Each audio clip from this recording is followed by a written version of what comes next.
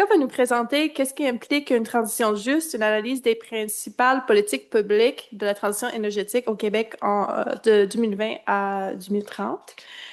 Mais elle est une étudiante à la maîtrise en sciences politiques ici à l'Université Laval.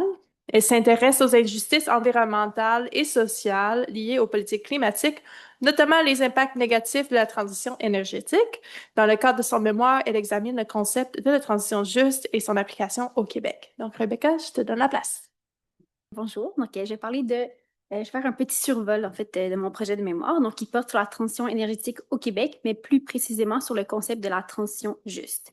De plus en plus, on entend les acteurs utiliser ce concept, donc ce terme, notamment le gouvernement québécois. Donc, les politiques publiques au Québec sur la transition énergétique, en fait, elles s'affirment comme étant qu'elles font partie d'une transition juste. Mais ce que moi je veux voir, en fait, c'est qu'est-ce que ça signifie. Est-ce que c'est un terme qui est réellement approprié pour les politiques publiques proposées?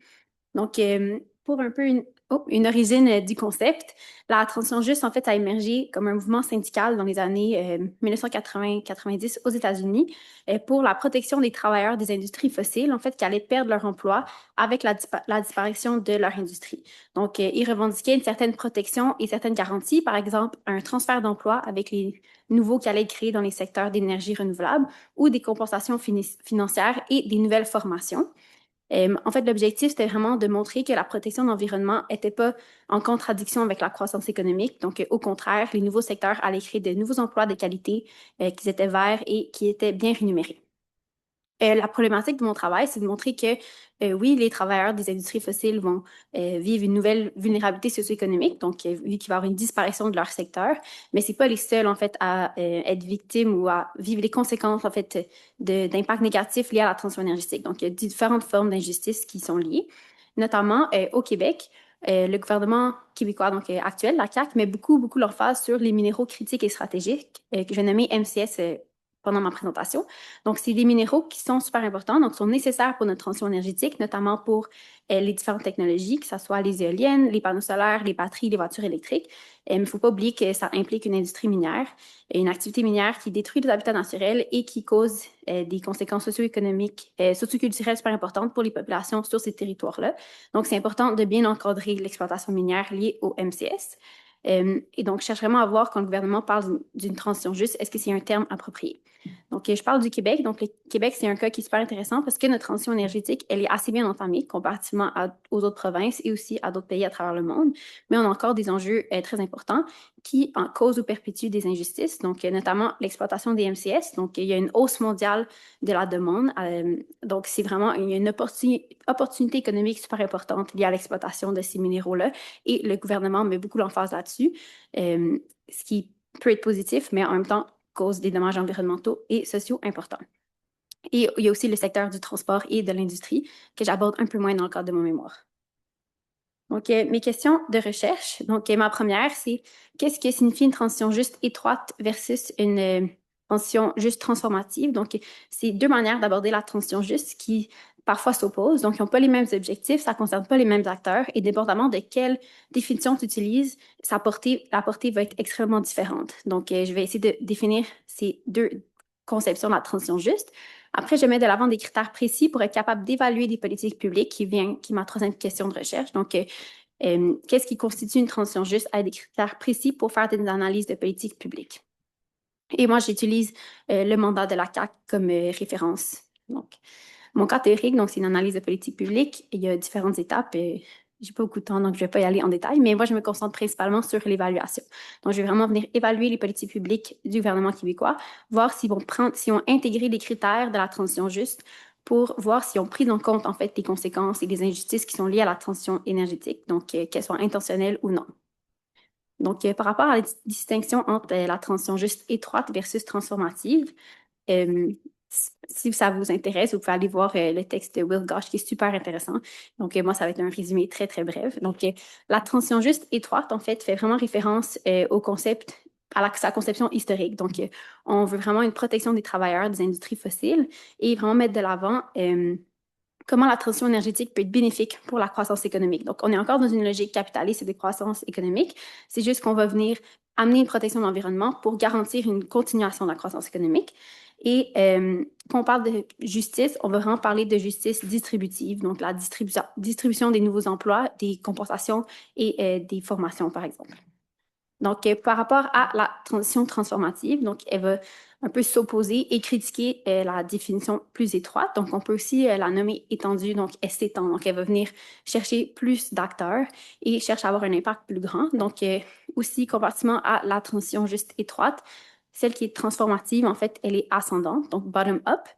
C'est aussi anticolonial, oui, antiraciste puis anticapitaliste. Donc, il y a vraiment une critique, en fait, de la logique marchande, de la transition énergétique. Donc, cette conception met de l'avant, c'est qu'il ne faut pas seulement aller chercher les opportunités économiques liées à la transition énergétique, mais aussi garantir une certaine protection environnementale et sociale. Et donc, il y a une attention particulière qui est mise sur les populations qui sont historiquement plus vulnérables ou marginalisées dans la société. Donc, on cherche à leur garantir, par exemple, un accès à l'énergie.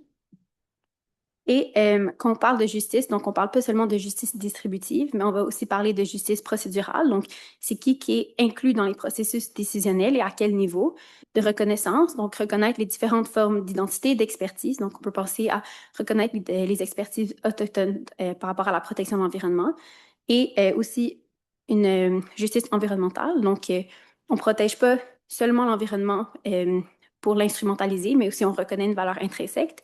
Et finalement, il y a une justice transformative. Donc, on veut vraiment changer les structures de la société pour qu'elles soient plus justes pour l'ensemble de la population et l'environnement. Donc, par rapport aux critères, donc ce que moi je mets de l'avant, en fait, c'est que la transition énergétique, c'est extrêmement complexe. Donc, il y a différents acteurs qui sont impliqués. Le contexte local est super important et ça concerne différents secteurs.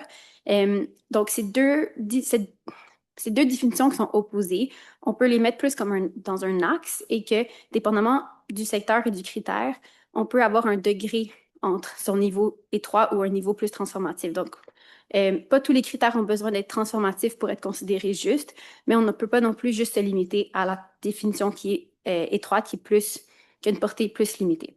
Donc, moi, ce que je veux faire, en fait, c'est définir des critères et expliquer un peu un degré de juste qui est comme nécessaire pour que ça soit socialement et environnementalement juste, mais aussi politiquement faisable. Donc, parce que la transition énergétique transformative implique des changements structurels super importants qui sont des fois difficiles d'accès, surtout au niveau provincial. Donc, je vais juste donner des petits exemples parce que j'ai pas beaucoup de temps, mais quand je parle des critères distributifs, il y a la distribution de l'énergie qui est super importante. Donc, dans la transition juste, on veut que tout le monde ait accès à l'énergie, mais il faut faire attention parce que si on met de l'avant des solutions qui sont seulement influencées par les forces du marché, ce qui est un peu mis de l'avant dans la définition étroite, on peut passer à la taxe carbone, au marché carbone, qui sont très positifs puis qui ont amené beaucoup d'avancements. Mais si on va un peu plus vers la définition transformative, ça va être important de mettre d'autres garanties pour s'assurer que tout le monde ait accès à ces formes d'énergie. Donc, si on met de l'avant les énergies renouvelables et ça augmente le prix de l'énergie fossile, c'est important que une forme d'énergie, idéalement les énergies renouvelables, reste accessible pour les populations qui sont en situation de vulnérabilité énergétique. Donc, ça dépend, c'est pas dans tous les contextes, mais il y a beaucoup d'endroits à travers le monde où est-ce que les énergies fossiles, c'est les énergies les plus abordables. Donc, c'est important de ne pas contribuer à la vulnérabilité énergétique des populations quand on met des politiques énergétiques en place. Et quand, par exemple, on parle des critères procéduraux, c'est important de ne pas seulement inclure les syndicats des travailleurs des industries fossiles, mais aussi les communautés locales, les communautés autochtones, la société civile, les compagnies privées, etc. Donc, d'avoir une discussion et aussi d'avoir des discussions avant l'approbation d'un projet et pas après, donc ce qui est souvent le cas. Il y a aussi des critères environnementaux que moi j'ajoute. Donc, la transition énergétique juste. Il y a beaucoup d'auteurs et dans le milieu académique, c'est quand même débattu, mais l'aspect de protection de l'environnement n'est pas toujours mis de l'avant. Donc, on parle beaucoup de justice sociale, mais la justice environnementale, elle n'est pas toujours inclue. Donc, c'est important de réaliser que certains projets de la transition énergétique créent de nouvelles pollutions, notamment ce qui est lié au MCS. Donc, que ça soit défendu d'une manière plus étroite, en mettant de l'avant qu'on a besoin de protéger l'environnement, par exemple, en prenant en compte les externalités environnementales, ou plus transformative, en mettant de l'avant de l'écocentrisme ou une valeur intrinsèque à la nature. Donc, mon cadre méthodologique, en fait, c'est une analyse de politique publique et c'est une analyse de contenu thématique avec les critères que j'ai avoir définis. Donc, pour conclure, Je pense que c'est un projet qui est potentiellement intéressant parce que ça crée vraiment un cadre opérationnel pour permettre d'évaluer des politiques publiques. Donc, mais c'est sûr que ça a ses limites. Donc, c'est un travail en philosophie politique. Donc, ce que moi, je considère assez suffisamment juste, en fait, c'est une évaluation morale des critères entre ces deux définitions-là. Donc, il y a une certaine subjectivité. Et une autre contribution, ça serait l'ajout du critère environnemental, donc qui n'est pas toujours mis de l'avant, de protéger la nature, mais des limites, donc notamment mes données. Donc, les politiques publiques, souvent, sont très, très larges. Donc, c'est pas souvent très détaillé. Donc là, je me questionne si je rajoute d'autres données.